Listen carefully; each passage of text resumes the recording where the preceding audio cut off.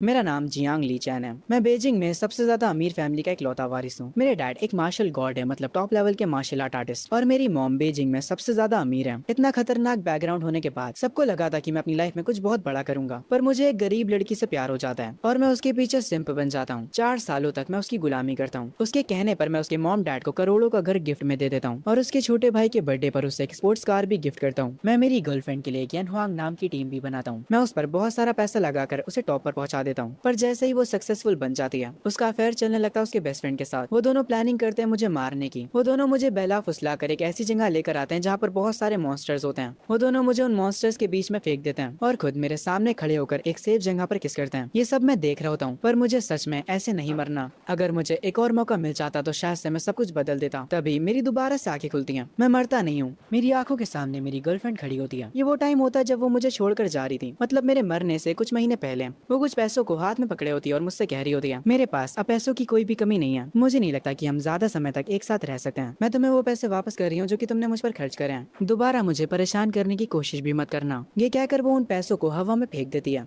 ये सब देखकर मैं हैरान हो जाता हूँ और समझ जाता हूँ कि मैं टाइम में पीछे आ चुका हूँ। उस टाइम में जब मेरी गर्लफ्रेंड ने मुझे धोखा दिया था, मैं उन पैसों की तरफ देखता हूँ जो कि वो मुझे वापस कर रही थी, और उसके बाद अपनी गर्लफ्रेंड को घूरने लग जाता हूँ। ये देखकर वो मुझसे कहती है, क्या तुम मुझसे कुछ कहना चाहते हो? ये मत कहना कि तुम मेरे पैर पकड़कर मुझसे माफी मांगने वाले हो, क्योंकि कुछ टाइम बाद तुम्हारी मुझसे माफी मांगने की भी औकात नहीं होगी। फिक्र मत करना, मैं तुम्हें अपनी गाड़ी साफ करने के लिए रख लूंगी। ये सुनने के बाद मैं ताली बजाने लगता हूँ और कहता हूँ, तुम ये क्या बकवास कर रही हो? तुम कितनी बड़ी गोल्ड डिगर हो यार। 4 सालों तक मैंने तुम पर अनगिनत पैसे खर्चा करे, और अब जबकि तुम टॉपर आ चुकी हो तो तुम मुझे छोड़कर जा रही हो। क्या बढ़िया प्लान था तुम्हारा। ये सुनने के बाद मेरी गर्लफ्रेंड गुस्सा हो जाती है और मुझसे कहती है, आखिर तुम ऐसा कैसे बोल सकते हो मेरे बारे में? तुमने जो करा वो तो बेर मिनिमम है। ये सब तो हर एक बॉयफ्रेंड अपनी गर्लफ्रेंड के लिए करता है। ये सुनने के बाद मैं उससे कहता हूँ, हाँ हाँ तुमने सही कहा, मैंने बेर मिनिमम ही करा है। तुम्हें जो सोचना है सोचो। वैसे भी तुम्हारे छोटे से दिमाग में तुम कितना ही बड़ा सोच सकती हो। मेरी गर्लफ्रेंड ये सुनकर कहती है, तुम बस जेलस हो कि मेरी यन हुआंग टीम टॉपर आ गई है। मैं इतनी ज्यादा सक्सेसफुल हो गई और तुम तो ग्रेजुएशन भी कंप्लीट नहीं कर पाए। ये सुनने के बाद मैं हंसते हुए कहता हूँ, हाँ हाँ मिस परफेक्ट, सही कहा आपने। जब मैं तुम्हारी कंपनी के ऊपर अनगिनत पैसे खर्चा कर रहा था, उसी बीच तुमने अपने बेस्ट फ्रेंड से चक्कर चला लिया। तुम्हारे में तो जरा सी भी शर्म नहीं है। और हाँ, अब मेरी बातें खत्म हुई तो जितनी जल्दी हो सके यहाँ से निकल जाओ। ये सुनकर वो और ज्यादा गुस्सा हो जाती है और कहती है, मेरा बेस्ट फ्रेंड सही कहता था, तुम एक नंबर के सेल्फिश हो।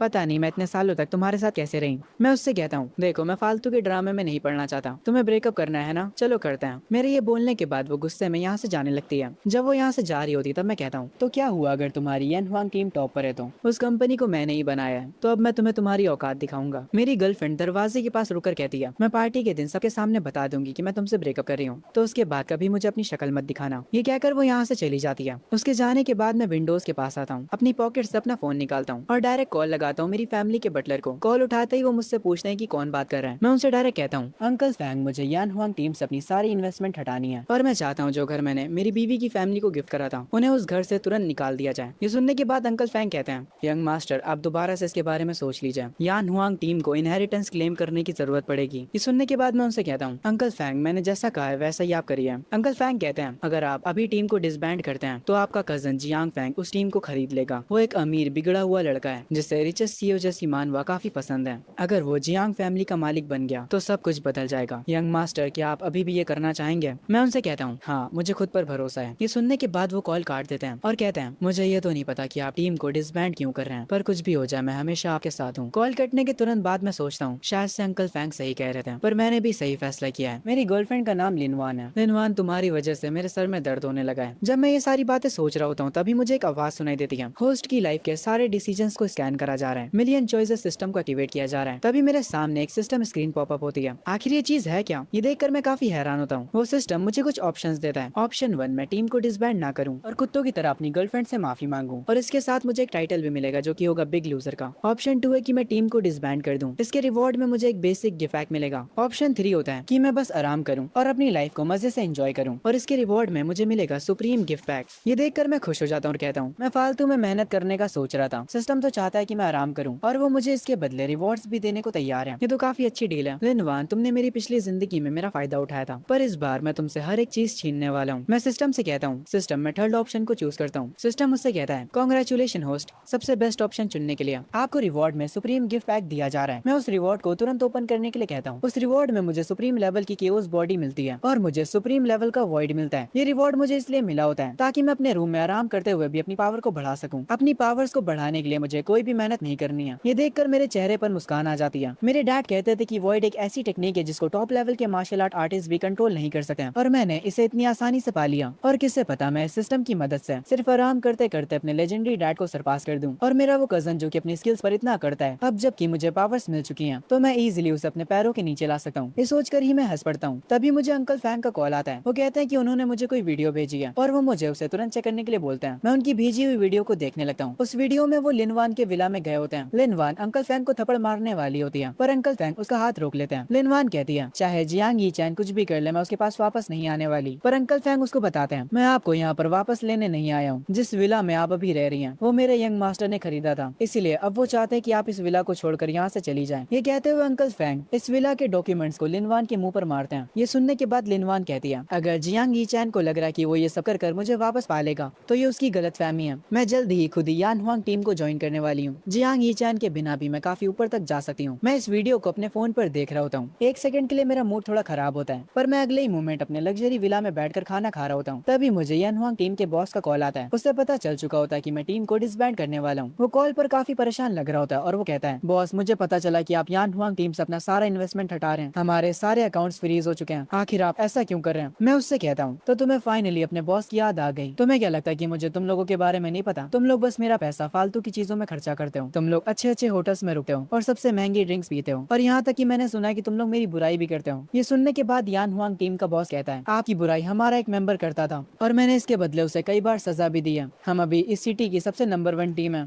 आप हमें ऐसे नहीं छोड़ सकते। ये सुनकर मैं कहता हूँ मेरे से बकवास मत करो बॉस, मैं हूँ कि तुम। मैं अब तुम लोगों के ऊपर एक फूटी कौड़ी भी इन्वेस्ट नहीं करने वाला। ये कहकर मैं फोन कट कर देता हूँ और वापस से अपना खाना खाने लगता हूँ। उसके बाद मैं जाकर अपने सोफे पर लेट जाता हूँ अपने आईपैड के साथ। मैं देखता हूँ कि मुझे अंकल फैंग का कॉल आ रहा है। मैं उनके फोन को उठाता हूँ और वो मुझे बताते हैं यंग मास्टर हमने लिनवान की फैमिली को आपके विला से निकाल दिया है पर फिर भी हमें कोई ऐसा चाहिए होगा जो कि आपकी बाकी की टीम्स को संभाल सके। मैं अंकल फैंग से कहता हूँ आप फिक्र मत करिए, मैं जल्दी किसी ऐसे को ढूंढ लूंगा जो कि सब कुछ मैनेज कर सके। तभी अचानक से मुझे कोई याद आता है जो कि मेरी हर एक टीम को मैनेज कर सकता है। ये सुनकर अंकल फैंग कहते हैं यंग मास्टर आपने किसे चुना है आपकी बाकी टीमों को मैनेज करने के लिए? मैं अंकल फैंग से कहता हूँ अंकल फैंग मेरी एक फियांसे भी तो है, वो ये सब संभालने के लिए सबसे बेटर चॉइस है। ये सुनने के बाद अंकल फैंग कहते हैं यंग मास्टर आपने तो हमेशा अपनी फियांसे को इग्नोर करा है। ये सुनने के बाद मैं कहता हूँ अंकल फैंग ये मैं पहले किया करता था, आप बस वैसा करिए जैसा मैं कह रहा हूँ। उसके बाद जैसे ही मैं अंकल फैंग का कॉल कट करता हूँ मैं तुरंत अपनी फियांसे की फोटो देखने लगता हूँ। ये लड़की सच में कितनी ज्यादा प्यारी है। मैं अपनी पिछली लाइफ में सच में बहुत बड़ा बेवकूफ था। मैंने इस जैसी लड़की को इग्नोर करा लिनवान के लिए। मैंने लिनवान को पब्लिक के बीच कन्फेस करा था और अपनी फियांसे की बेइज्जती करी थी, पर इस बार मैं वैसा नहीं करने वाला। अब जबकि मेरी फियांसे मेरी टीम्स को मैनेज करेगी मैं बिना किसी टेंशन के आराम कर सकता हूँ। मुझे सिस्टम की नोटिफिकेशन आती है कांग्रेचुलेशन होस्ट, आपने अपना काम दूसरों पर डाल दिया है। आप सच में बहुत ही ज्यादा लेजी हैं, इसीलिए आपको रिवॉर्ड में हाई लेवल गिफ्ट पैक मिलता है। मैं ये देखकर कहता हूँ ये रिवॉर्ड सुप्रीम वाले से तो अच्छा नहीं है पर फिर भी ये इतना बुरा भी नहीं है। सिस्टम इसे ओपन करो। मैं वापस अपने माइंड रियाल में चला जाता हूँ और मेरी बॉडी ग्लो करना स्टार्ट कर देती है। उसके बाद मैं अपने ऑफिस रूम में खड़ा होकर उस स्किल को अच्छे से देखने लगता हूँ। जो स्किल मुझे मिली है उसका नाम है वॉइड मिरर। ये एक टॉप कल्टीवेशन मेथड है जो कि सेलेस्टियल एनर्जी का इस्तेमाल करता है। सिस्टम मिलने के तुरंत बाद मुझे इतनी ज्यादा पावरफुल चीजें मिलने लगी। अगर ऐसे ही चलता रहा तो मैं तो इस दुनिया में सबसे ज्यादा ताकतवर बन जाऊंगा। मैं उस वॉइड मिरर को चेक करने लगता हूँ और मेरी जो सोल होती है वो एक सेकंड के लिए ट्रैवल करती है अंकल फैंग के पास और फिर तुरंत वहाँ से गायब हो जाती है। मेरे ऑरा को अंकल फैंग महसूस कर लेता हूँ और वो कहते हैं मुझे ऐसा लगा जैसे अभी अभी यंग मास्टर यहाँ पर आए थे, पर जिस टेक्निक की मदद से वो यहाँ पर आए थे वो बहुत ही ज्यादा पावरफुल टेक्निक है। यंग मास्टर अभी तक सिर्फ लेवल 2 पर है तो मुझे नहीं लगता कि वो कोई ऐसी टेक्निक का इस्तेमाल कर भी सकते हैं। मैं अगले दिन अपने विला में बैठकर ब्रेकफास्ट कर रहा होता हूँ। तभी अंकल फैंग मेरे पास आते हैं और मुझे बताते हैं यंग मास्टर आपकी फियांसे मिस सू यहाँ पर आ चुकी है। मेरी जो फियांसे होती है वो भी मेरे पास आकर डाइनिंग टेबल पर बैठ जाती है और वो मुझे मेरा ब्रेकफास्ट सर्व करने लगती है और वो मुझसे कहती है आप लिनवान के लिए डेली ब्रेकफास्ट बनाते थे और उसकी वजह से आपको सुबह 4 बजे उठना पड़ता था और आपने ये 4 सालों तक करा। जब मैं अपना फेस पोंछने जा रहा होता हूँ तो मेरी फियांसे सू मेरे पास आकर मेरा चेहरा एक बड़े कपड़े से पोंछने लगती है। वो बहुत ही ज्यादा खुश हो जाती है और कहती है आज मैं आपके बहुत ही ज्यादा क्लोज खड़ी हूँ। ये मोमेंट तो काफी बढ़िया है, मैं इसे ऑनलाइन पोस्ट करने वाली हूँ। मैं अंकल फैंग से कहता हूँ मुझे किसी पहाड़ पर बैठकर सनराइज देखनी है। अंकल फैंग कहते हैं जैसा आप कहे यंग मास्टर, मैं अभी आपके लिए कार रेडी करवाता हूँ। मैं उनसे कहता हूँ नहीं, कार की कोई भी जरूरत नहीं है।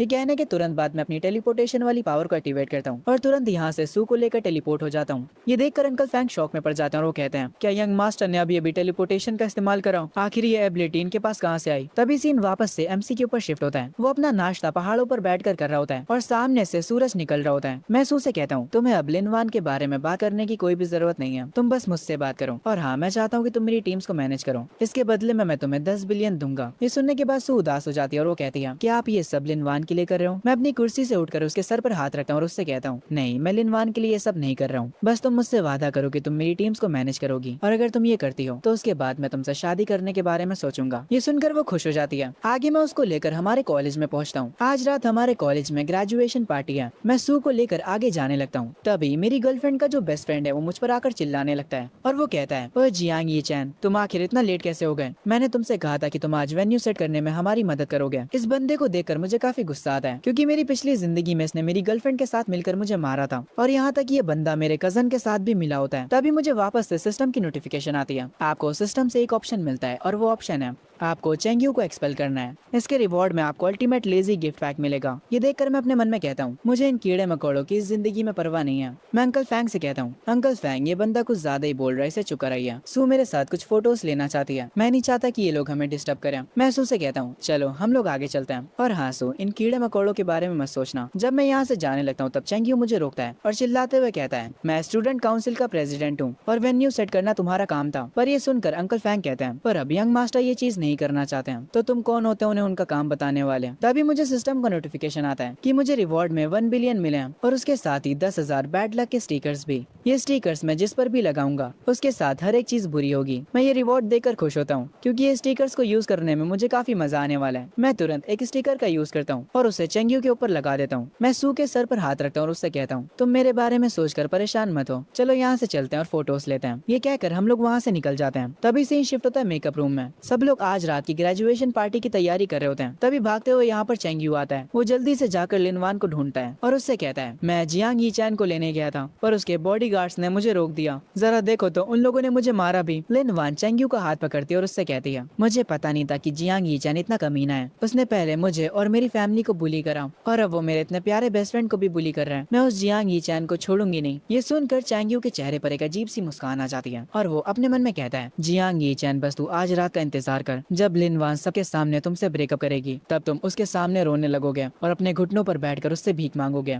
और ये देखने के बाद तुम्हारी फैमिली तुम्हें निकाल देगी और फिर तुम्हारी फैमिली का वारिस बन जाएगा जियांग फैंग। पर जो स्टिकर एमसी ने चेंग्यू के ऊपर लगाया था उसकी वजह से चेंग्यू के साथ बार बार बुरा हो रहा होता है। कभी वो खुद से जमीन पर गिर जाता है तो कभी कुछ और हो जाता है। इस चीज को देखकर वो काफी परेशान हो जाता है। तभी हम दो लोगों को देखते हैं, जिसमें मोटा वाला बंदा कहता है, अरे वो देखो जियांग यी चैन, आखिर वो सू के साथ क्या कर रहा है? वो तो लिनवान के पीछे पागल था ना। ये सुनकर ब्लॉन्ड बालों वाला बंदा कहता है, वो किसी के साथ भी हो मुझे उससे फर्क नहीं पड़ता। उसने जो मुझसे उधार ले रखा है वो बस उसे वापस कर दे। जियांग यी चैन ने मुझसे 3 मिलियन लिए थे, क्या वो मेरे पैसे आज रिटर्न करेगा? ये सुनकर मोटा वाला बंदा कहता है, हाँ शायद से जियांग यी चैन आज पैसे दे दे। हमें अभी पता चलता है कि जियांग यी चैन ने कॉलेज के हर एक बंदे से उधार ले रखा होता है। सारे लोग जब एक साथ मिलकर खड़े होते हैं और आपस में बता रहे होते हैं कि जियांग यी चैन ने उनसे कितना उधार लिया है, तभी उन्हें जियांग यी चैन दिख जाता है सू के साथ। वो लोग तुरंत उसके पास जाते हैं और उसे घेर लेते हैं। ये देखकर मैं उनसे पूछता हूँ, आखिर तुम लोगों ने मुझे घेर क्यों रखा है? उनमें से एक बंदा आगे आता और कहता है, जियांग यी चैन तुम कुछ भूल रहे हो। मैं उससे पूछता हूँ कि मैं क्या भूल रहा हूँ। दूसरा बंदा कहता है, आज तो हमारा कॉलेज खत्म हो रहा है और रात में ग्रेजुएशन पार्टी है, तो आज तुम्हें हमारे पैसे वापस दे देने चाहिए। सारे लोग मुझसे उनके पैसे वापस मांगने लगते हैं। तभी मुझे सिस्टम की नोटिफिकेशन आती है। होस्ट को 3 ऑप्शन दिए जाते हैं, या तो वो कोई बहाना ढूंढे और इन्हें पैसे वापस ना करें। इसके रिवॉर्ड में आपको एक टॉप लेवल का डेड बी टाइटल मिलेगा। ऑप्शन 2, आप अपनी ताकत का इस्तेमाल करके इन्हें डरा दें। इसके रिवॉर्ड में आपको एक लो लेवल का लेजी गिफ्ट पैक मिलेगा। ऑप्शन 3 में आप अभी इनके पैसे वापस कर दीजिए। इसके रिवॉर्ड में आपको एक हाई लेवल का लेजी गिफ्ट पैक मिलेगा। ये सब देखकर मैं अपने मन में कहता हूँ, मैंने अपनी पिछली जिंदगी में हर एक पर्सन से उधार लिया था ताकि मैं उन पैसों को लिनवान पर खर्चा कर सकूं। अगर मैं अपनी फैमिली के पैसे यूज करता तो उन्हें तुरंत पता चल जाता और वो तुरंत मुझे फैमिली से निकाल देते। इसीलिए मैंने दूसरों से उधार लिया। अब जब मैं ये सब याद कर रहा हूँ तो सच में मैं कितना ज्यादा बेवकूफ हुआ करता था। और वैसे भी सिस्टम ने मुझे 10 बिलियन रिवॉर्ड में ऑलरेडी दे दिए हैं, तो मेरे पास पैसों की तो कोई कमी नहीं है। इनके पैसे मैं आराम से इनको वापस कर सकता हूँ। तभी मेरी फियोंसे सू आगे आती है और वो कहती है, तुम लोग मेरे यी चैन को परेशान मत करो, मैं तुम सबके पैसे तुम्हें अभी वापस करती हूँ। मैं सू का हाथ पकड़कर कहता हूँ, मुझे इन्हें बस थोड़े से पैसे वापस करना है, तुम्हें इसके बारे में सोचने की कोई भी जरूरत नहीं है। मैं ब्लॉन्ड बालों वाले बंदे के पास जाता हूँ और उससे कहता हूँ, मुझे मुझे अपना अकाउंट नंबर बताओ। और जैसे ही वो मुझे अपना अकाउंट नंबर देता है मैं उसके बैंक में 30 मिलियन भेज देता हूँ। ये देखकर वो हैरान हो जाता और वो कहता है तुमने बस मुझसे 3 मिलियन लिए थे तो तुम मुझे 30 मिलियन क्यों दे रहे हो। मैं उससे कहता हूँ मैंने तुमसे पैसे लिए थे तो इन पैसों को उनका इंटरेस्ट समझ लो। मैं एक एक करके सबके पैसे रिटर्न कर देता हूँ, जितने मैंने उनसे लिए थे उससे कई गुना ज्यादा। सबके पैसे वापस देने के बाद मुझे एक अलग किस्म की शांति मिलती है। सू मेरे पास आकर कहती है मुझे पता है ये चैन तुम्हें पैसे चाहिए ताकि तुम अपनी नई टीम बना सको। मैं उससे कहता हूँ कि तुम किस बारे में बात कर रही हो। तभी वो एक कार्ड को बाहर निकालती है और उसे मुझे देते हुए कहती है मैं इतने सालों से अपनी पॉकेट मनी को सेव करी थी, तुम इन्हें खर्च कर सकते हो। और मुझे ये कार्ड देकर वो यहाँ से शर्माते हुए चली जाती है। मैं उस कार्ड को देख रहा होता हूँ और मेरे चेहरे पर एक स्माइल होती है। मुझे इन पैसों की कोई भी जरूरत नहीं है, पर फिर भी इस लड़की ने मेरे बारे में इतना सोचा। मैं अपनी पिछली लाइफ में सच में पागल था जो मैंने लिनवान को चुना। तभी मुझे मेरे हाई लेवल का लेजी गिफ्ट पैक मिल जाता है। मैं सिस्टम से कहता हूँ कि तुरंत उसे ओपन करें। उसके तुरंत बाद अचानक से मेरी बॉडी में एनर्जी जाने लगती है। मुझे पहले से काफी ज्यादा बेटर लगने लगता है। ये जो नई पावर मुझे मिली है उसकी मदद से मैं किसी भी ऑब्जेक्ट को दूर से कंट्रोल कर सकता हूँ। आगे जहाँ पर ग्रेजुएशन पार्टी होने वाली थी मैं वहाँ पर पहुँच जाता हूँ। अभी यहाँ पर ज्यादा लोग नहीं आए होते हैं इसीलिए मैं थोड़ा वहाँ पर घूमने लग जाता हूँ। पर तभी मैं चेंग्यू के पास अपने कजन जियांग फैंग को आते हुए देखता हूँ। वो लोग आपस में बात करने लगते हैं। ये देखकर मैं सोचता हूँ आखिर ये जियांग फैंग चेंग्यू के साथ क्या कर रहा है। मेरी पिछली जिंदगी में तो जियांग फैंग लिनवान के साथ बातें कर रहा था। क्या इस बार रियलिटी चेंज हो रही है। चेंग्यू मेरे कजन से बात करने के बाद वहाँ से जाने लगता है। मेरा कजन मुझे वहाँ पर देख लेता है और मुझसे पूछता है ओए ये चैन तुम यहाँ पर क्या कर रहे हो। मैं उससे कहता हूँ तुमसे मतलब कि मैं यहाँ पर क्या कर रहा हूँ। ये सुनकर मेरा कजन हंसने लगता है और वो कहता है ये चैन तुम क्या बात कर रहे हो, क्या तुम मुझसे कम्पीट करने का सोच रहे हो। ये तो काफी इंटरेस्टिंग है पर मैं तुम्हें पहले ही बता दूं ये सब मेरे प्लान का हिस्सा है। ये कहकर मेरा कजन जाने लगता है। ये देखकर मैं कहता हूँ इस बंदे को सच में के ड्रामास और मानवास पढ़ना बंद कर देना चाहिए। ये बंदा मेरे सामने कितनी क्रिंज लाइन बोल कर गया है, छपरी कहीं का। इसके तुरंत बाद मैं थोड़ा सीरियस हो जाता हूँ और कहता हूँ पर मैं ये बात बिल्कुल भी नहीं भूल सकता। मेरी पिछली जिंदगी में इसने मुझे बर्बाद कर दिया था। इसने बाहर के लोगों के साथ मिलकर सू फैमिली और जियांग फैमिली में दरार ला दी थी और मेरी पूरी फैमिली को उनके डाउनफॉल पर ले आया था। इस बार मैं ये सब नहीं होने दे सकता। चलो मैं भी देखता हूँ कि तुम इस बार मुझे कैसे बर्बाद करते हो। तभी से शिफ्ट होता है एक वीआईपी के ऊपर जिनका स्वागत खुद ब खुद प्रिंसिपल करने आए थे। ये वीआईपी और कोई नहीं बल्कि जियांग यीचैन के डैड होते हैं जो कि प्रिंसिपल से कहते हैं किसी को भी इस बारे में पता नहीं चलना चाहिए कि मैं यहाँ पर आया हूँ। ये सुनकर प्रिंसिपल कहते हैं आप फिक्र मत करिए ये बात बिल्कुल सीक्रेट रहेगी। यीचैन के डैड कहते हैं मेरा वो पागल बेटा उसने अपनी सारी रेपुटेशन खराब कर ली, वो भी एक लड़की के पीछे। पर समाज में मेरी काफी इज्जत है इसीलिए अगर लोगों को पता चला कि मेरा बेटा एक सिंप है तो ये कितनी डिसअपॉइंटमेंट की बात होगी। प्रिंसिपल यीचैन के डैड से कहते हैं सर सू फैमिली के हेड भी यहाँ पर आ चुके हैं और बाकी के वीआईपी भी जल्दी ही यहाँ पर आ जाएंगे। तभी यहाँ पर सू फैमिली के हेड यानी सू के फादर आते हैं और वो आते ही यीचैन के डैड से कहते हैं मैं तुम्हें पहले ही बता देता हूँ अगर यीचैन मेरी बेटी से प्यार नहीं करता है तो मैं आज ही उनकी एंगेजमेंट को तोड़ दूंगा। ये सुनकर यीचैन के डैड थोड़े शॉक होते हैं। तभी ग्रेजुएशन पार्टी स्टार्ट होती है और इस ग्रेजुएशन पार्टी के गेस्ट बनकर आए होते हैं यान हुआंग टीम। क्योंकि ये टीम इस सिटी में सबसे ज्यादा पॉपुलर है इसीलिए सारे लोग उन्हें देखकर हैरान हो जाते हैं। यान हुआंग टीम का लीडर अपने बाकी के लोगों को कॉल पर ऑर्डर देता है सारे लोग मेरी बात सुनो, हमारे बॉस जहाँ पर भी हैं उन्हें ढूंढो। जैसे ये ग्रेजुएशन पार्टी खत्म होगी हम तुरंत बॉस से बात करेंगे। यान हुआंग टीम को यहाँ पर देखकर चेंग्यू खुश हो जाता है। उसे लग रहा होता है कि जियांग यीचैन ने यान हुआंग टीम को बुलाया है ताकि वो लिनवान के लिए सेलिब्रेट कर सके। उसे लग रहा होता है कि यंग मास्टर जियांग फैंग का प्लान वर्कआउट कर जाएगा। वो ये सोचकर मुस्कुराने लगता है। वो ये बात तुरंत जाकर लिनवान को बताता है। ये सुनकर लिनवान खुश हो जाती है क्योंकि उसको भी लग रहा होता है कि यान हुआंग टीम उसके लिए आई है। वो लोग चुपके से यान हुआंग टीम को देखने के लिए जाते हैं। जब लिनवान यान हुआंग टीम के लीडर को देख लेती है वो मेकअप रूम में वापस आकर काफी ज्यादा खुश हो जाती है। चैंग उससे कहता है तुम जल्दी यान हुआंग टीम की मेंबर बनने वाली हो। जियांग यीचैन के बिना भी तुम्हारा फ्यूचर काफी अच्छा है। चैंग लिनवान के फेस को टच करते हुए कहता है मैं तुम्हारी मदद इसलिए कर रहा हूँ क्योंकि मुझे तुम्हारी सच में काफी परवाह है। तुम बस यीचैन से आज ब्रेकअप कर लो। ये सुनने के बाद लिनवान कहती है पर मैं किस रीजन की वजह से उससे ब्रेकअप करूंगी। तभी चैंग अपना फोन बाहर निकालता है और वो सू और यीचैन की फोटो को लिनवान को दिखाता है। वो उसे बताता है कि तुम यीचैन पर चीटिंग के एलिगेशन लगा सकती हो। पर सू को यीचैन के साथ देखकर लिनवान काफी ज्यादा हैरान हो जाती है। वो काफी ज्यादा गुस्सा होती है। चेंगी उससे कहता है तुमने देखा तुमने कल ही यीचैन से ब्रेकअप के बारे में बात करी और आज ही उसने एक नई लड़की सेट कर ली। ये सुनकर लिनवान को और भी गुस्सा आता है और वो कहती है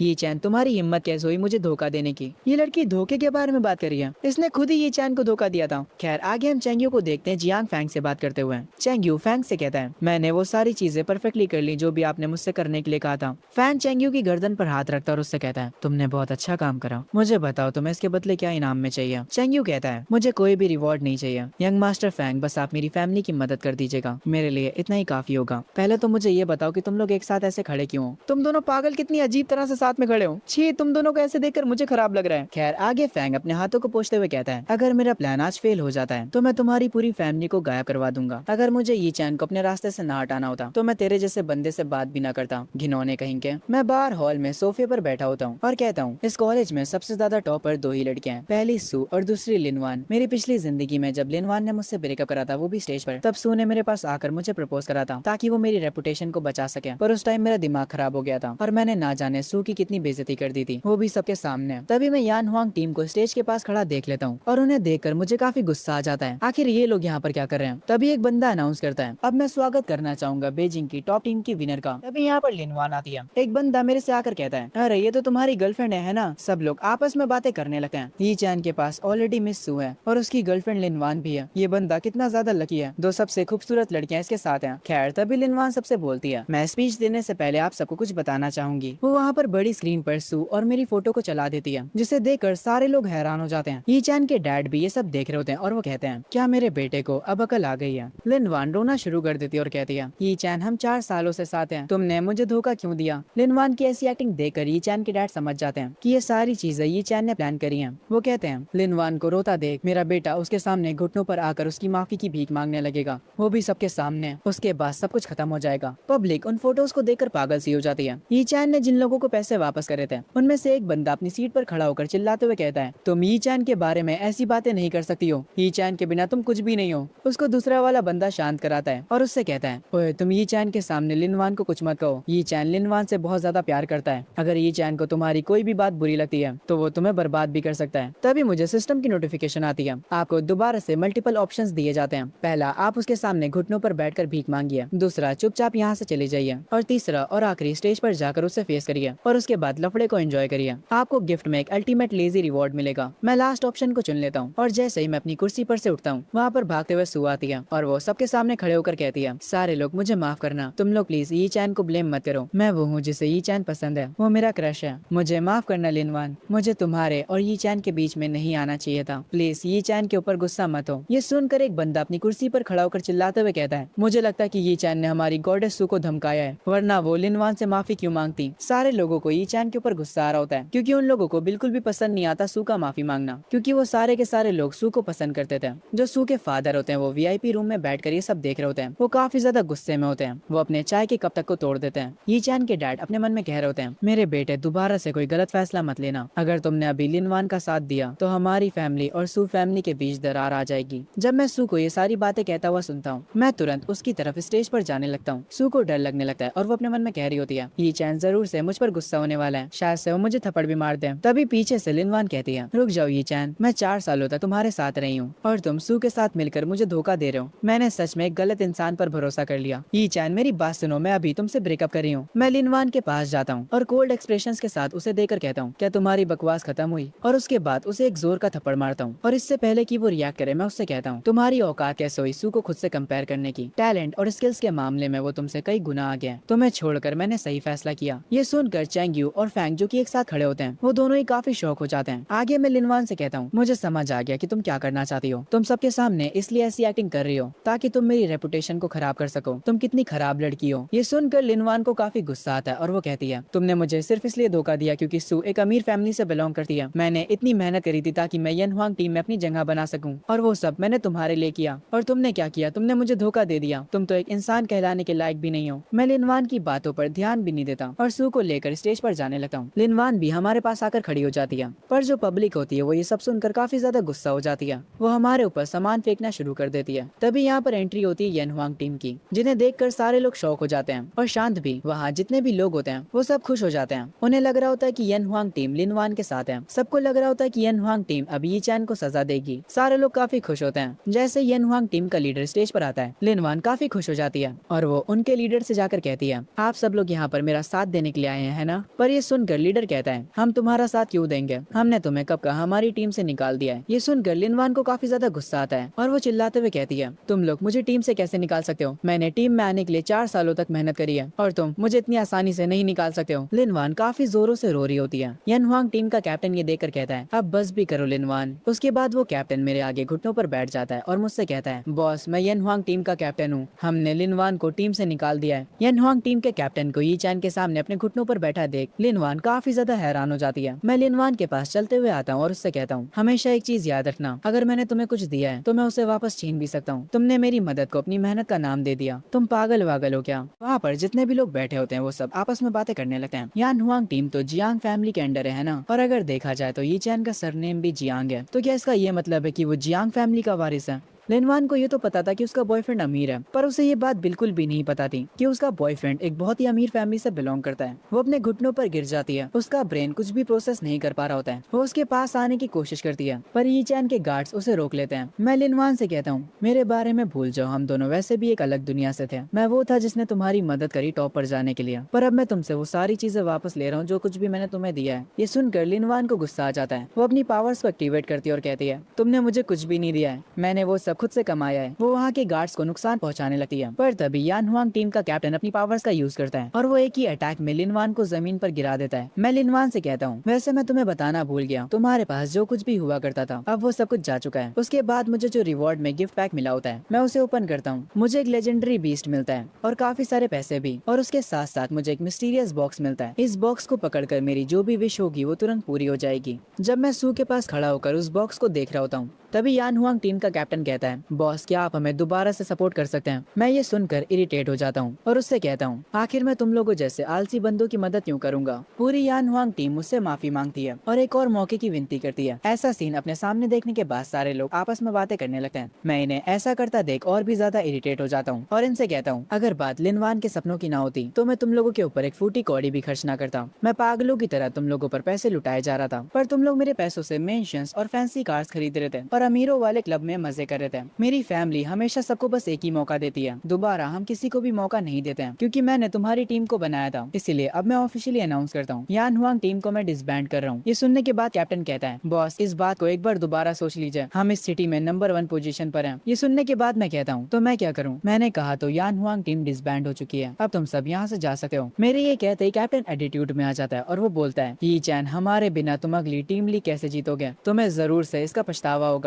ये सब देखकर सू अपने मन में सोच रही होती है, ये चैन ने यान हुआंग टीम लिनवान के लिए स्टार्ट करी थी और अब वो इस टीम को खत्म कर रहा है। क्या इसका ये मतलब है कि ये चैन अब लिनवान से प्यार नहीं करता। खैर ये सारा सीन देखकर पब्लिक आपस में काफी बातें बना रही होती है और कह रही होती है, ऐसा लगता है कि ये चैन पागल हो चुका है। यान हुआंग इस सिटी की सबसे टॉप की टीम है और इसने उसे ऐसे ही डिसबैंड कर दिया। ये लड़का सच में पागल हो चुका है और वैसे भी टीम टूर्नामेंट जल्दी होने वाला है, तो इसे ये अभी तो नहीं करना चाहिए था। खैर आगे कुछ स्टूडेंट्स मेरे लिए तालियां बजाने लगते हैं। मैं स्टेज पर खड़ा होता हूँ और अपने मन में सोच रहा होता हूँ, मेरी पिछली जिंदगी में सिर्फ लिनवान के लिए मैंने हर मुमकिन कोशिश करी यान हुआंग टीम को जिताने की, और वो आखिरकार जीत भी गई। थंडर टीम सेकंड रैंक पर आई थी और फीनिक्स थर्ड पर, और ये जो फीनिक्स टीम थी उसे भी मैंने ही बनाया था। वो सारे के सारे काफी अच्छे फाइटर्स थे, पर क्योंकि मैंने अपनी पिछली जिंदगी में उन पर ध्यान नहीं दिया तो वो सारे लोग मेरे कजन फैंग के साथ मिल गए। खैर आगे सू मेरा हाथ पकड़कर कहती है, ये चैन चलो चलते हैं। मैं उसे रोकर कहता हूँ, एक सेकंड रुको, मेरे पास तुम्हारे लिए एक प्रेजेंट है, और मैं उसे वो मिस्टीरियस विश बॉक्स दे देता हूँ। वो उसको देकर काफी खुश हो जाती है। वो तुरंत उसे ओपन करती है। हमारे आसपास काफी खतरनाक धुआं आ जाता है और जैसे ही धुआं हटता है हम दोनों के कपड़े चेंज हो जाते हैं। हम दोनों वेडिंग ड्रेस में आ जाते हैं। हम दोनों को देखकर सारे लोग हैरान रह जाते हैं। मैं अपने ऊपर वेडिंग ड्रेस देखकर समझ जाता हूँ कि सू की बस एक ही विश है और वो है मुझसे शादी करना। मैं उसके काफी क्लोज आकर उससे पूछता हूँ, क्या तुम्हें ये गिफ्ट पसंद आया। उसकी आंखों से आंसू आने लगते हैं और वो कहती है,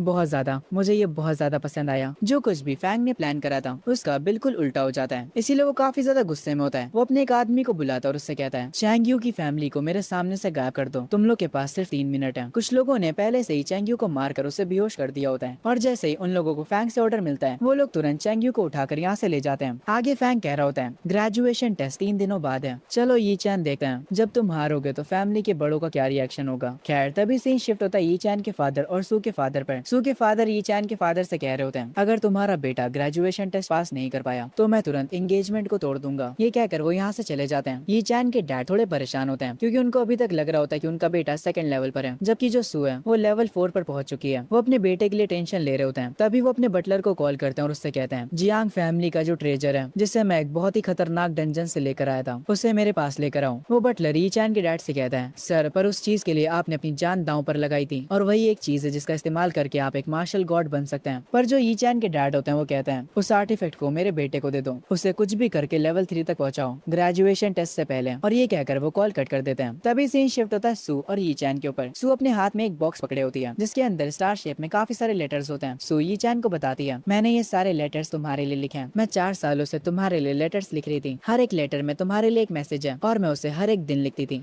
एमसी थोड़ा पागल वागल है क्या? ऐसी लड़की को छोड़कर उसे लिनवान पसंद आ गई। कितनी खराब पसंद है इस बंदे की। खैर आगे ये चैन उस बॉक्स को सू से ले लेता है और उसके एफर्ट्स के लिए उसका शुक्रिया बोलता है। ये सुनकर सू काफी ज्यादा खुश हो जाती है क्योंकि 4 सालों में ये पहली बार था जब ये चैन ने उसे शुक्रिया बोला। वो कहती है, पहली बार तुमने मुझे शुक्रिया बोला। मैं आज की तारीख को याद रखूंगी और हर साल इसे सेलिब्रेट करूंगी। मैं उससे कहता हूँ, क्या ये करना जरूरी है? सू ये सुनकर कहती है, हाँ जरूरी है, तुमसे जुड़ी हर एक बात जरूरी है। उसके बाद जब मैं और सू वॉक करते हुए आगे जा रहे होते हैं तभी सू के फादर की कार हमारे पास आकर रुकती है और वो सू को कार में बैठने के लिए कहते हैं। पर सू कहती है, डैड आज मैं यी चैन के साथ रहना चाहती हूँ। पर उसके डैड उस पर गुस्सा करते हैं और उसे वापस से कार में बैठने के लिए कहते हैं और उसे धमकी देते हैं, अगर तुम कार में नहीं बैठोगी तो मैं कल ही तुम्हारी एंगेजमेंट को तोड़ दूंगा। मैं सू की तरफ देखते हुए कहता हूँ, कोई बात नहीं, अभी के लिए तुम घर जाओ। मजबूरन उसे कार में बैठना पड़ता है। वो मुझसे कहती है, कल मैं तुम्हारे लिए एक स्पेशल लंच बना कर लाऊंगी। मैं उसकी बातों को सुनकर मुस्कुराता हूँ। सू के जो फादर होते हैं वो मुझसे कहते हैं, तुम ये एक्टिंग करके मुझे पागल नहीं बना सकते। ग्रेजुएशन एग्जाम 3 दिनों बाद है, अगर तुम अच्छे रिजल्ट्स नहीं लाए तो मैं सू की और तुम्हारी एंगेजमेंट को तोड़ दूंगा। मुझसे ये कहकर वो यहाँ से चले जाते हैं। मैं अपने मन में कह रहा होता हूँ, इन्हें क्या लगता है कि मैं एक्टिंग कर रहा हूँ और ग्रेजुएशन एग्जाम में इन्हें मुझसे रिजल्ट चाहिए। चलो सोचते हैं कि ग्रेजुएशन एग्जाम को मजेदार कैसे बनाते हैं। उसके बाद मैं अपने घर आ जाता हूँ और सोचने लगता हूँ, मेरी पिछली जिंदगी में मैंने लिनवान और उसकी फैमिली को सपोर्ट करने के लिए हर एक चीज करी। मैंने हर किसी से पैसे उधार लिए, यहाँ तक कि मेरे विला में जो भी कीमती सामान था मैंने वो सब कुछ बेच दिया और सबसे चीपेस्ट कुक्स और मेट्स को हायर किया। पर मेरी इस नई लाइफ में मैं मजे करने वाला हूँ। अगर मुझे आराम करना है तो मैं अपनी लाइफ को सबसे हाई क्वालिटी का बनाऊंगा। तभी मुझे सिस्टम की नोटिफिकेशन आती है, आपकी थिंकिंग की वजह से आपको एक हिडन रिवॉर्ड दिया जा रहा है। सिस्टम मुझे वापस से रिवॉर्ड में 10 बिलियन दे देता है और मॉन्स्टर इंसाइक्लोपीडिया और साथ ही में मार्शल आर्ट्स गाइड बुक भी देता है। यहाँ तक कि हर एक चीज की नॉलेज मुझे तुरंत आ जाएगी और वो मेरे दिमाग में बस जाएगी। एग्जाम 3 दिनों बाद है और वो 2 तरह से होगा। पहला 7 सब्जेक्ट्स मॉन्स्टर्स के ऊपर, सारी चीजें उनके बारे में होंगी और मुझे हर एक चीज को पास करना होगा, तभी मैं फेज 2 में जा पाऊंगा। फेज 2 में हमें एक दूसरे डायमेंशन में भेजा जाएगा मॉन्स्टर्स को मारने के लिए, क्योंकि अब सिस्टम ने मुझे इन्फिनाइट नॉलेज दे दिया तो अब मुझे एग्जाम में फेल होने की चिंता बिल्कुल भी नहीं है। मुझे एक और रिवॉर्ड मिला होता है जिसका नाम होता है सुप्रीम एरे। मैं उस स्किल का इस्तेमाल करता हूँ ये देखने के लिए कि ये किस काम की है। पर तभी मुझे पता चलता है कि अगर मैं इस स्किल का यूज करूँ तो मैं अपने बेड के ऊपर आराम करते हुए भी 10 घंटों में लेवल अप कर जाऊंगा। इस दुनिया में जितने भी जीनियस हैं उनमें से कोई भी एक रात में लेवल अप नहीं कर सकता। उन्हें कम से कम 1 महीना लगता है एक लेवल को बढ़ाने में। मेरा ये सिस्टम तो काफी ज्यादा खतरनाक है। इस सिस्टम का क्या मतलब है कि मैं आराम करते हुए भी लेवल अप कर सकता हूँ। तभी सीन शिफ्ट होता है सू के घर पर, जहाँ पर सू के डैड उससे कह रहे होते हैं वो बस तुमसे प्यार करने का दिखावा कर रहा है ताकि वो तुम्हारा फायदा उठा सके और तुमसे अपना काम निकलवा सके, जैसे कि उसकी टीम को मैनेज करना। मेरी बेवकूफ लड़की, ये बात तुम्हें क्यों नहीं समझ आती है? पर सू ये सुनने के बाद कहती है, डैड क्या आप ये सच बोल रहे हो? सू के डैड कहते हैं, हाँ मेरी बेटी मैं सच बोल रहा हूँ, ये चैन तुम्हारे प्यार के लायक ही नहीं है। पर ये सुनने के बाद सू कहती है, ये तो काफी अच्छी बात है, ये चैन मेरा इस्तेमाल कर रहा है। पहले तो वो मेरी तरफ देखता भी नहीं था, अब मैं उसे और भी अच्छे से ट्रीट करूंगी। सू ये सुनकर पता नहीं क्यों काफी ज्यादा खुश हो जाती है। सू के डैड कहते हैं, अगर ये चैन ग्रेजुएशन टेस्ट फेल कर जाता है तो मैं तुम्हारी शादी जू फैमिली के यंग मास्टर से करवा दूंगा, वो पहले से तुम्हें पसंद करता है। ये कहकर सू के डैड यहाँ से चले जाते हैं। सू पीछे से उनसे कह रही होती है, नहीं मैं शादी करूंगी तो सिर्फ ये चैन से। उसके बाद सू कहती है, मुझे अब याद आया मेरे भाई के पास एक आर्टिफैक्ट है जो कि काफी ज्यादा कीमती है। अगर मैं उस आर्टिफैक्ट को ये चैन को दे दूं तो उसकी कल्टीवेशन काफी ज्यादा इंप्रूव हो जाएगी। तभी से शिफ्ट होता है फैंग के घर पर, जहाँ पर वो अपने फादर को बता रहा होता है कि इस बार वो फेल हो गया और कैसे जियांग ये चैन अचानक से बदल गया। मैंने जो पूरा प्लान किया था वो उसने बिगाड़ दिया। पर तभी फैंग के डैड कहते हैं, तुम्हें टेंशन लेने की कोई भी जरूरत नहीं है, तुम्हें जियांग फैमिली का वारिस बनना है ना। ये चैन ने इस बार बहुत ही बेवकूफी भरा काम करा है, उसने यान हुआंग टीम को डिसबैंड कर दिया। इसीलिए अगर तुम 3 महीने बाद जो टीम लीग होने वाली है उसमें जीत जाते हो तो तुम अपनी पोजीशन सिक्योर कर सकते हो। ये सुनने के बाद फैंग अपने फादर को थैंक यू बोलता है उसे ये सारी बातें बताने के लिए। उसके बाद वो वापस से जोश में आ जाता और कहता है, ये चैन तुम बस सेकंड लेवल पर हो, तुम बस इंतजार करो और मैं तुम्हें धूल चटा दूंगा। उसके बाद सीन शिफ्ट होता है लिनवान के घर पर, जो कि एक बहुत ही छोटा सा और टूटा फूटा घर होता है। लिनवान अपने घर के बाहर खड़ी होती है। उसके पेरेंट्स अंदर से कहते हैं, तुम बाहर खड़ी होकर क्या कर रही हो? चलो भी अब अंदर आ जाओ, तुम्हारा दिमाग खराब हो गया था जो तुमने ये चैन से ब्रेकअप कर लिया, वो भी सबके सामने। अब तुम्हारे घुटनों पर बैठने का क्या फायदा है? तुम्हें तो उसके सामने घुटनों पर बैठकर माफी मांगनी चाहिए थी। हमने तुमसे पिछले दिन क्या कहा था, जाकर ये चैन से माफी मांगो। लिनवान ये सब सुनकर रोने लगती और कहती है, डैड पर ये चैन ने मुझसे झूठ बोला, उसने मुझसे काफी सारी बातें छुपाई, तो आखिर मैं उससे ब्रेकअप क्यों ना करती। ये सुनने के बाद लिनवान की मॉम कहती है, तुम्हारी औकात भी कैसे हुई ये चैन से बहस करने की? वो एक बहुत ही बड़ी फैमिली का यंग मास्टर है, वो हमारी पूरी फैमिली के सारे खर्चे उठा रहा था और तुम्हारे सपनों को भी पूरा करने में तुम्हारी मदद कर रहा था और तुमने उससे ब्रेकअप कर लिया। लिनवान का भाई कहता है, मुझे नहीं पता सिस्टर कि आप ये कैसे करने वाली हो, पर आपको कुछ भी करके मेरे ब्रदर इन लॉ को वापस लाना होगा, वरना मैं आपको कभी भी अपनी सिस्टर दोबारा नहीं कहने वाला। बोला। लिनवान रोते हुए कहती है, सब लोग मुझे माफ कर दो, मुझे लगा था कि यी चैन एक नॉर्मल रिच फैमिली से बिलोंग करता है। लिनवान के डैड उससे कहते हैं, मैं तुम्हें पहले ही बता देता हूँ, अगर तुम उसे वापस लेकर नहीं आई तो तुम मेरी बेटी नहीं हो। लिनवान का पूरा चेहरा ब्लैंक पड़ जाता है। उसकी फैमिली लगातार उससे यी चैन को वापस लाने के लिए कह रही होती है। तभी से शिफ्ट होता है यी चैन के ऊपर, जिसे सिस्टम बता रहा होता है आप वॉइड स्क्रिप्चर के लेवल 4 पर पहुंच चुके हैं। मैं इस टाइम पर कल्टीवेशन ही कर रहा होता हूँ। ये देख कर मैं मुस्कुराता हूँ। उसके बाद मैं अपनी आंखें खोलकर ग्रैंड वॉइड टेक्निक का यूज करता हूँ और अगले ही सेकंड एक पोर्टल ओपन हो जाता है। मैं तुरंत अपने घर से सीधा एक बिल्डिंग की छत पर टेलीपोर्ट हो जाता हूँ। मैं एक ही बार में 3000 मीटर्स दूर तक टेलीपोर्ट हो सकता हूँ। बिल्डिंग की छत पर खड़े होकर मैं नीचे देखने लगता हूँ। नीचे से जो भी लोग मुझे बिल्डिंग की टॉप पर देख रहे होते हैं वो सारे के सारे लोग हैरान हो जाते हैं। उनमें से कुछ लोग तो पुलिस को भी कॉल कर लेते हैं। मैं थोड़ी देर तक बिल्डिंग के रूफ टॉप पर खड़ा रहता हूँ और उसके बाद तुरंत वापस से यहाँ से टेलीपोर्ट हो जाता हूँ। मुझे टेलीपोर्ट होता देख एक बंदा देख लेता है और वो तुरंत समझ जाता है कि ये चीज कोई बहुत ही पावरफुल बंदा कर सकता है। तभी जब मैं अपने घर वापस आता हूँ मैं देखता हूँ सू मेरे लिए नाश्ता बनाकर लाई है। मैं सू से कहता हूँ, तुम्हें रोज रोज ये करने की कोई भी जरूरत नहीं है, मैंने एक बहुत ही अच्छी शेफ टीम को हायर किया है, वो लोग ये सब संभाल लेंगे। पर ये सुनकर सू की आंखों में आंसू आ जाते हैं और वो कहती है, नहीं तुम ऐसा नहीं कर सकते, आखिर नाश्ते के बहाने ही तो मैं तुम्हें देखने आ जाती हूँ, अगर कोई दिन मैं तुम्हें ना देख पाऊँ तो मैं तो पागल ही हो जाऊंगी। मैं उससे कहता हूँ ठीक है मैं समझ गया। ये सुनकर वो काफी ज्यादा खुश हो जाती है और मुझसे कहती है, आज से मैं ही तुम्हारे लिए नाश्ता बनाकर लाऊंगी और वो भी हमेशा के लिए। तभी अंकल फैंग मेरे पास भागते हुए आते हैं और मुझसे कहते हैं, यंग मास्टर बाहर काफी बड़ी भीड़ लगी हुई है, काफी सारे वर्कर्स और शेफ बाहर खड़े हुए हैं, वो सब कह रहे हैं कि आपने उन्हें हायर किया है। मैं ये सुनकर कहता हूँ, उन लोगों से कहो कि मेरा इंतजार करें, मैं थोड़ी देर में आता हूँ। अंकल फैंग कहते हैं, कुछ ही दिनों में आपके एग्जाम शुरू होने वाले हैं, आप और ज्यादा आराम नहीं कर सकते हैं। थोड़ी देर बाद मैं सोफे पर बैठा होता हूँ और एक लड़की मेरा मसाज कर रही होती है और मैं कह रहा होता हूँ, अमीर आदमी ऐसे ही जिंदगी गुजारते हैं और ऐसे आराम करते करते मैं लेवल अप भी कर रहा हूँ। मेरे फिजिकल स्टेट्स काफी ज्यादा बढ़ चुके हैं और रिवॉर्ड के तौर पर मुझे एक डिवाइन बीस्ट भी मिल चुका है। जब मैं अपने डिवाइन बीस्ट के साथ बैठा होता हूँ मुझे अंकल फैंग और सू देख लेते हैं। वो दोनों काफी ज्यादा हैरान हो जाते हैं। अंकल फैंग मुझसे पूछते हैं, मास्टर क्या आप लेवल 3 पर पहुंच चुके हैं? सू कहती है, मुझे तुम्हारे पास से काफी स्ट्रॉन्ग एनर्जी फील हो रही है, क्या तुम सच में लेवल 3 पर पहुंच चुके हो? मैं उन दोनों से कहता हूँ, हाँ तुम लोग ऐसा सोच सकते हो। हम देखते हैं जो ट्रेजर यी चैन के फादर ने उसे देने के लिए कहा था, अंकल फैंग वही ट्रेजर को लेकर आए होते हैं। वो यी चैन को सब कुछ समझा देते हैं कि इसे पीकर वो अपने लेवल को बढ़ा सकता है और अच्छे से कल्टीवेट कर सकता है। मैं उस पोशन को देखकर कहता हूँ, ये तो वही पोशन है जिसका मेरे फादर इस्तेमाल करते हैं ताकि वो मार्शल गॉड लेवल को सरपास कर सके। क्या ये मुझे इसलिए दे रहे हैं क्योंकि मैं थोड़ा अजीब बिहेव कर रहा था? तभी सू कहती है, यी चैन मैंने बहुत मेहनत करी है इस पोशन को चुराने में, तुम्हें इसे लेना होगा। तभी मेरा सिस्टम वापस से मुझे मल्टीपल चॉइसेस देता है। पहला ऑप्शन होता है स्टैंडर्ड लेजी बंडल, दूसरा रैंडम लेजी बंडल, तीसरा हाई लेवल लेजी बंडल और सिस्टम आपको तीसरा ऑप्शन चुनने को रिकमेंड कर रहा है। इसका इफेक्ट आपको तुरंत ही मिल जाएगा। तभी मैं अपने डिवाइन बीस्ट को खिलाने लगता हूँ और मैं उस बीस्ट को वो पोशन पिला देता हूँ जो कि मेरे डैड ने मुझे दिया था। सू मुझसे पूछती है, तुमने ये पेट कब लिया और ये कौन सी ब्रीड है? मैं उससे कहता हूँ, ये मेरा न्यू पेट है और इस पेट को सच में पालना बहुत मुश्किल है क्योंकि मैंने उस पोशन की बोतल को अपने बीस्ट को पिला दिया। ये देखकर अंकल फैंग रोने लग जाते हैं क्योंकि वो पोशन बहुत ही ज्यादा कीमती था, उसकी कोई भी कीमत नहीं थी। मैं अंकल फैंग से कहता हूँ, आप चिंता मत करिए अंकल फैंग, वैसे भी मुझे कल्टीवेशन में कोई खास इंटरेस्ट है नहीं, मेरे से अच्छा तो मैं अपने पेट को ही ये पिला दूं, इसकी मदद से ये जल्दी ही ग्रो हो जाएगा। तभी जब मैं अपने रूम में होता हूँ मुझे सिस्टम का रिवॉर्ड मिल जाता है और सिस्टम मुझे एक ऐसे फिशिंग रॉड रिवॉर्ड में देता है जिसकी मदद से मैं कहीं पर भी फिशिंग कर सकता हूँ। और जब मैं इस फिशिंग रॉड का इस्तेमाल करूंगा फिशिंग करने के लिए तो मुझे सिर्फ मछलियां ही नहीं बल्कि कुछ भी मिल सकता है। ये फिशिंग रॉड मुझे काफी ज्यादा कूल लगती है। तभी हम देखते हैं यी चैन के डैड उसके विला में आते हैं। अंकल फैंग उन्हें बताते हैं कि यंग मास्टर अभी घर पर नहीं है। यी चैन के डैड पूछते हैं, आखिर वो कहाँ पर गया हुआ है? अंकल फैंग बताते हैं, यंग मास्टर मिस सू को लेकर फिशिंग करने गए हैं। ये सुनते यी चैन के डैड गुस्से में घर को ही तोड़ देते हैं। घर की एक पूरी वॉल उनकी ओवरवेलमिंग पावर से टूट जाती है और वो कह रहे होते हैं, मैंने किस लेजी लड़के को वो पोशन दे दिया। पर तभी अंकल फैंग डरते हुए बताते हैं, दरअसल बात यह है कि आपने जो पोशन दिया था यंग मास्टर ने उसे अपने पेट को पिला दिया है। ये सुनते यी चैन के फादर के दिल में दर्द होने लगता है, उनकी तबीयत खराब हो जाती है। अंकल फैंग तुरंत आकर उन्हें पकड़ लेते हैं। तभी यी चैन के डैड जब घर के थोड़ा और अंदर जाते हैं तब उन्हें घर के अंदर बहुत सारे वर्कर्स दिखते हैं। वो अंकल फैंग से पूछते हैं कि ये यहाँ पर क्यों है। अंकल फैंग बताते हैं, यंग मास्टर पूरा टाइम आराम करते रहते हैं। यंग मास्टर ने 30 बिलियन खर्चा कर दिए हैं दोबारा से इस विला को बनाने के लिए। ये सुनते यी चैन के डैड और भी गुस्सा हो जाते हैं और वो कहते हैं, जब वो कमीना घर वापस आएगा तो उसे बता देना कि अगर वो ग्रेजुएशन पास नहीं कर पाता है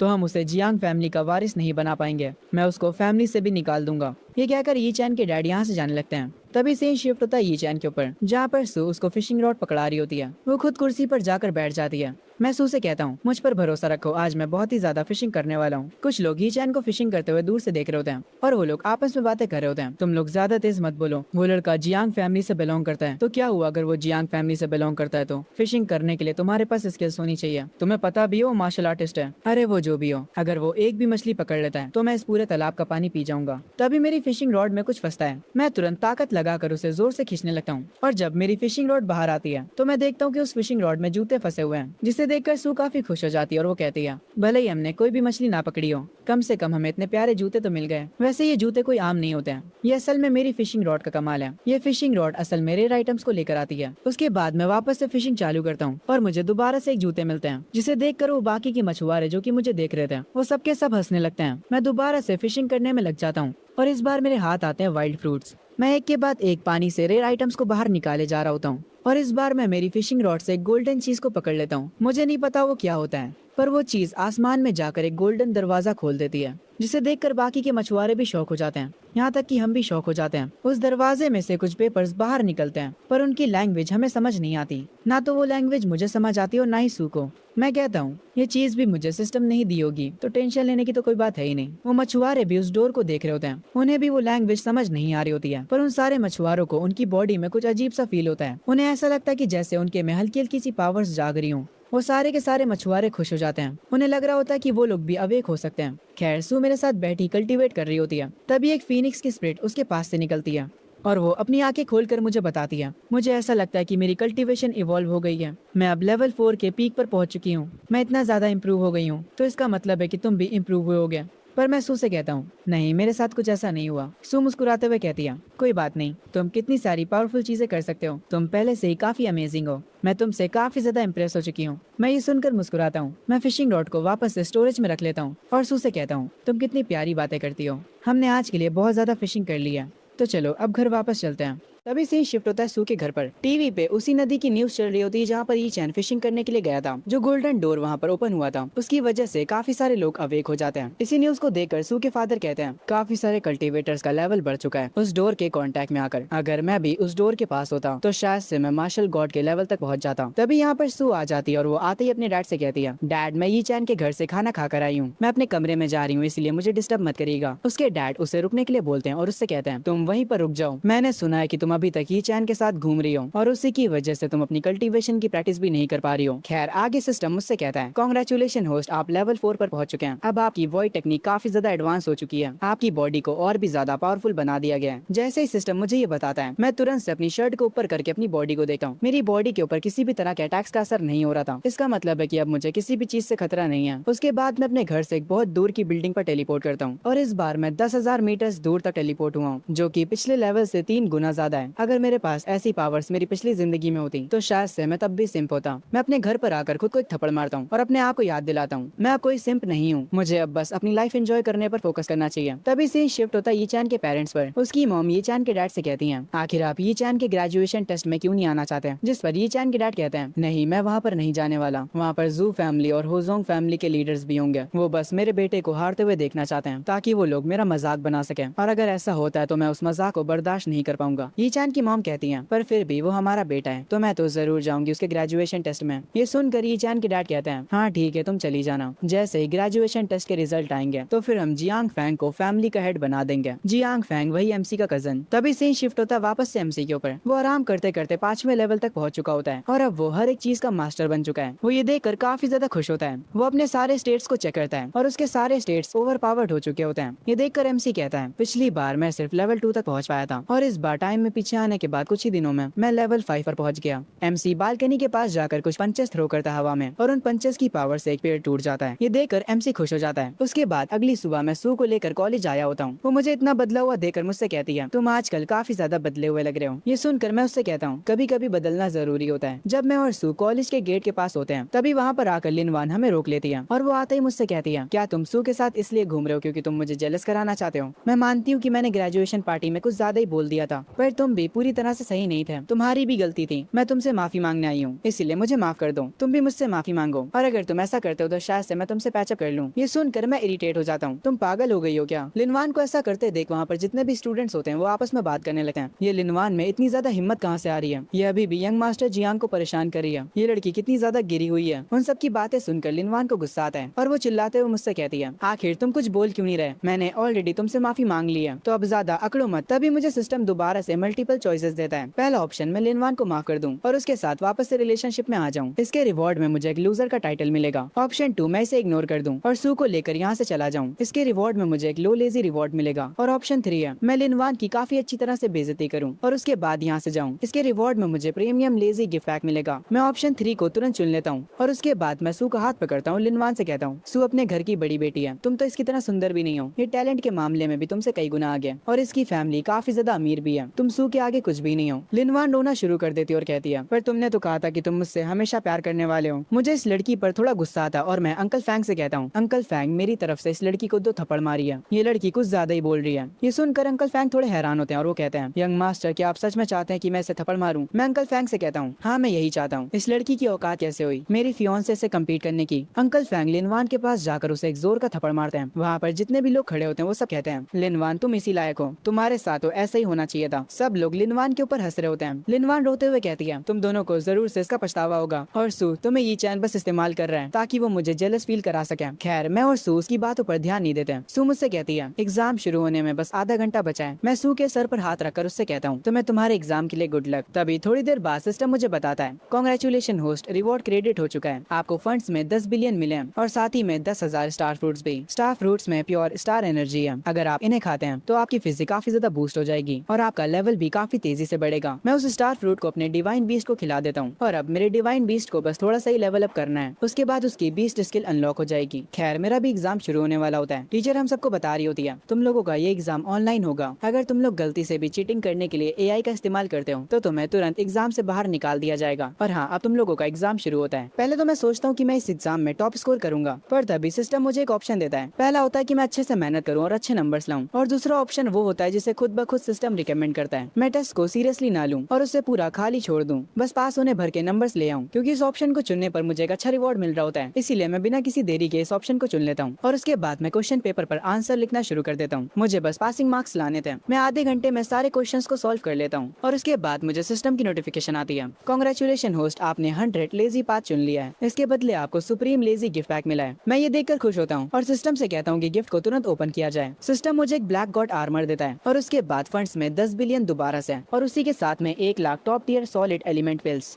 इस ऑप्शन को चुनने पर मुझे और भी बहुत ज्यादा रिवॉर्ड्स मिलते हैं। सिस्टम मुझे बताता है जो आर्मर मुझे मिला है वो इस अर्थ का सबसे स्ट्रॉन्गेस्ट आर्मर है, जो बहुत ही पावरफुल लेवल के मॉन्स्टर्स हैं वो तक इस आर्मर पर स्क्रैच भी नहीं ला सके। ये देखकर मैं खुश हो जाता हूँ और उसके बाद अपनी बेंच पर सो जाता हूँ। जब MC अपनी बेंच पर सो रहा होता है, हम देखते हैं सू भी उसके लेफ्ट में बैठी होती है और वो कह रही होती है, अगर तुम इस ग्रेजुएशन टेस्ट को पास नहीं कर पाए तो मेरे डैड तुम्हारी और मेरी एंगेजमेंट को तोड़ देंगे, क्योंकि तुम्हारे और मेरे नंबर्स में काफी ज्यादा फर्क होगा। लेकिन एक सेकंड रुको, अगर ये बात है तो मैं अभी अपने एग्जाम पेपर को खाली छोड़ देती हूँ। इसकी वजह से मैं भी फेल हो जाऊंगी। इससे ये होगा कि ये चैन मुझसे ज्यादा नंबर ले आएगा, तो शायद से मेरे फादर उसे एक्सेप्ट कर ले। कितनी औसम लड़की है यार ये। खैर, तभी से शिफ्ट होता है प्रिंसिपल ऑफिस में। सारी बड़ी फैमिलीज के हेड प्रिंसिपल ऑफिस में बैठे होते हैं। ये चैन की मॉम भी वहाँ पर होती है। वो लोग CCTV कैमरा की मदद से सारे स्टूडेंट्स पर नजर रखे होते हैं। जब वो सारे लोग जियांग फैंग को अच्छे से अपना पेपर करते हुए देखते हैं तो वो सारे लोग मिलकर उसकी तारीफ करने लगते हैं। वो आपस में कहने लगते हैं, जियांग फैंग कोई जियांग फैमिली का हेड होना चाहिए। सिर्फ टैलेंट की ही बात नहीं है, ये लड़का पढ़ाई में भी काफी अच्छा है। तभी वो लोग दूसरे कैमरा से ये चैन को सोता हुआ देखते हैं और उसके साथ में बैठी सू को भी, जो कि कुछ क्वेश्चंस को सॉल्व कर रही होती है। प्रिंसिपल सू के डैड से कहते हैं, आपकी बेटी के पास टैलेंट भी है और उसके पास पावर्स भी हैं, तो वो आराम से इस ग्रेजुएशन टेस्ट में नंबर 1 पर आएगी। पर क्योंकि ये चैन कुछ भी नहीं कर रहा होता है, इसीलिए सू के डैडी ये चैन की मॉम से कहते हैं, मैं सू की शादी कैंसिल करने के बारे में सोच रहा हूँ। तभी एग्जाम का टाइम खत्म हो जाता है। सारे बच्चे पेपर सबमिट कर देते हैं। कुछ ही देर में स्कोर्स भी आ जाते हैं। एक फैमिली का हेड कह रहा होता है, प्रिंसिपल हमें हमारे बच्चों के रिजल्ट दिखाइए। प्रिंसिपल ये चैन की मॉम से पूछते हैं, क्या आप अपने बेटे का रिजल्ट देखना चाहेंगी? उसकी मॉम कहती कहती हाँ मैं देखना चाहूंगी। उसके बाद जैसे रिजल्ट स्क्रीन पर दिखाए जाते हैं हमें पता चलता है कि यी चैन ने सारे एमसीक्यूज को स्किप कर दिया है। उसको छोड़कर उसने बाकी सारे क्वेश्चंस करे हैं। सारे टेस्ट में उसे 60 का स्कोर मिला होता है। प्रिंसिपल को यी चैन से इतने स्कोर की भी उम्मीद नहीं थी, इसीलिए वो काफी हैरान हो जाते हैं। खैर तभी सीन शिफ्ट होता है कैफेटेरिया के ऊपर। सू यी चैन से बोलती है अब हमें क्या करना चाहिए? मुझे पता है कि मैं सारे टेस्ट में फेल होने वाली हूँ। ये सुनकर मैं मुस्कुराते हुए उससे कहता हूँ तुम मुझे कंफर्ट करने के लिए ये सब कह रही हो। और उसके बाद मैं अपने मन में सोचता हूँ मेरी पिछली जिंदगी में कोई भी तुमसे ज्यादा नंबर्स नहीं ला पाया था। तभी एक स्टूडेंट चिल्ला कर आकर बताता है सब लोग मेरी बात सुनो, हम सब के रिजल्ट आ चुके हैं, जल्दी से जाओ और उन्हें चेक करो। सारे लोग अपना फोन खोलकर अपने स्कोर्स देखने लग जाते हैं। सू को अपनी फिक्र नहीं होती है, वो डायरेक्ट अपने फोन पर यी चैन के स्कोर्स देखती है और उसे पता चलता है कि यी चैन का टोटल स्कोर 420 है। वो इतना स्कोर देखकर भी इम्प्रेस हो जाती है और वो मुझसे कहती है तुमने आखिर एग्जाम को आधे घंटे में कैसे खत्म कर लिया और हर सब्जेक्ट में तुम्हारे 60 नंबर आए। मैं सू से कहता हूँ मैंने एमसीक्यूज को छोड़ दिया था। सू मुस्कुराते हुए कहती है वाह मुझे पहले से पता था कि तुम एक जीनियस हो। पर तभी एक स्टूडेंट काफी ज्यादा हैरान हो जाता है क्योंकि उसे टेस्ट में पहले नंबर पर सू नहीं दिखती। वो ये बात अपने दोस्तों को बताता है, वो सब भी हैरान हो जाते हैं। एक ऐसी लड़की जो कि हर बार फर्स्ट आती थी वो इस बार टॉप 10 में भी नहीं आई। वेल वो लड़की किसी के प्यार में है, इसीलिए उसने अपनी आंसर शीट को खाली छोड़ दिया था। अभी भी कोई यकीन नहीं कर पा रहा होता है कि सू टॉप 10 में भी नहीं आ पाई। उसके बाद वो लोग यी चैन का स्कोर चेक करते हैं और उसका थोड़ा मजाक उड़ाते हैं। फैंग भी कैफेटेरिया में बैठा होता है, वो पानी के ग्लास को कसकर पकड़ता है और कह रहा होता है यी चैन चाहे तुम जो कुछ भी कर लो पर जियांग फैमिली के हेड तो मैं ही बनूंगा। जब आज शाम टैलेंट का टेस्ट होगा तब उसमें तुम्हारा बुरी तरह से मजाक बन जाएगा। तभी सीन शिफ्ट होता है एग्जाम के फेज 2 पर, यानी पावर का टेस्ट। ये सामने जो स्पिरिचुअल पोर्टल दिख रहा है ये असल में एक डिवाइस है जो कि स्टूडेंट्स के लेवल को बताता है कि वो कौन से लेवल पर हैं। प्रिंसिपल दोनों फैमिली हेड्स के साथ यहाँ पर आता है। एक प्रोफेसर अनाउंस करता है इस बार की सेरेमनी कुछ ज्यादा ही स्पेशल होने वाली है।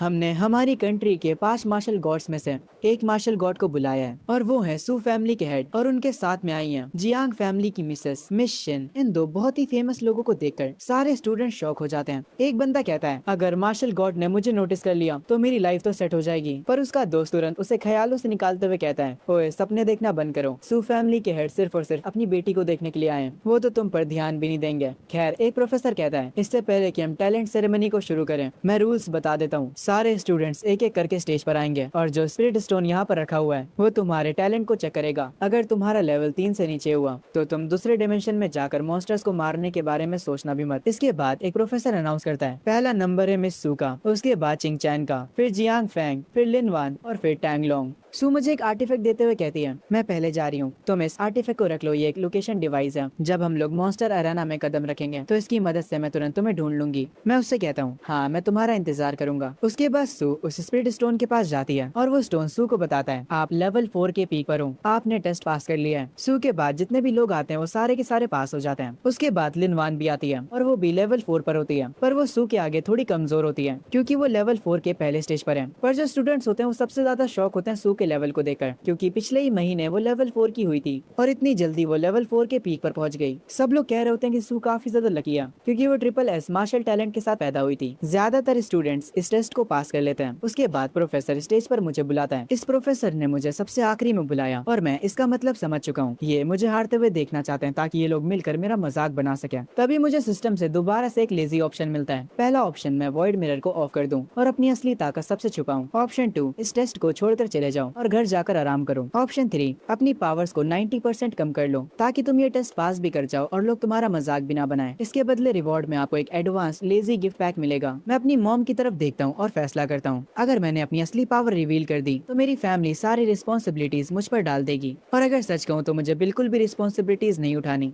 अगर उन्हें मेरी पावर्स के बारे में पता चल गया तो वो मुझे आराम नहीं करने देंगे और मैं अपनी जिंदगी को ऐसे तो नहीं जी सकता। ऑडियंस में बैठे लोग इतनी जोर से बातें कर रहे होते हैं कि उनकी बातें मुझे भी सुनाई दे रही होती हैं। वो लोग कह रहे होते हैं ये लड़का तो एक लेवल 2 का लूजर है, ये इस एग्जाम को भी पास नहीं कर पाएगा। सब लोग मेरा मजाक उड़ा रहे होते हैं। इनकी बातें अब मेरे कानों में चुभ रही होती हैं। चलो इन्हें दिखाते हैं कि मैं हूँ कौन। मैं बस अपनी 80% पावर को हाइड करता हूँ और जैसे ही मैं उस स्पिरिट स्टोन के पास जाता हूँ वहाँ पर जो स्क्रीन लगी होती है वो सबको बताती है पावर के कंपैरिजन में मैं सू के काफी ज्यादा करीब हूँ और ये चीज देखकर लोग हैरान रह जाते हैं। सबसे पहले तो फैंग का ही पूरा मुंह खुल जाता है। ये देखकर सू भी बहुत ज्यादा हैरान हो जाती है पर अगले ही सेकंड वो काफी खुश लगने लगती है। सारे लोग इतना ज्यादा हैरान हो जाते हैं कि उन्हें समझ ही नहीं आता कि यहाँ पर क्या हो रहा है। वो लोग आपस में कह रहे होते हैं ऐसा कैसे हो सकता है, ये पिछले महीने तो लेवल 2 पर था और अब ये लेवल 4 की पीक पर पहुंचने वाला है। ऐसा नहीं हो सकता, एक महीने में कोई इतना ज्यादा ग्रो नहीं कर सका। ये पक्का काफी समय से अपनी पावर्स को हाइड कर रहा होगा। ये चैन के लेवल को देखकर उसकी मॉम काफी ज्यादा खुश होती है। उन्हें अपने बेटे पर काफी ज्यादा प्राउड फील हो रहा होता है। तभी मुझे सिस्टम का नोटिफिकेशन आता है, आपने सबको हैरान कर दिया है, आपको रिवॉर्ड में वापस से 10 बिलियन फंड्स में दिए जाते हैं और उसके साथ ही 100 ग्रोथ फ्रूट्स भी। मैं ये देखकर कहता हूँ इस बार तो सिस्टम ने मुझे बिना कुछ करे ही अच्छा रिवॉर्ड दे दिया। अगर इन फ्रूट्स को मैं मेरे डिवाइन बीस्ट को खिलाऊंगा तो उसकी स्किल जल्दी ही अनलॉक हो जाएगी। मैं इसके लिए काफी ज्यादा एक्साइटेड हूँ।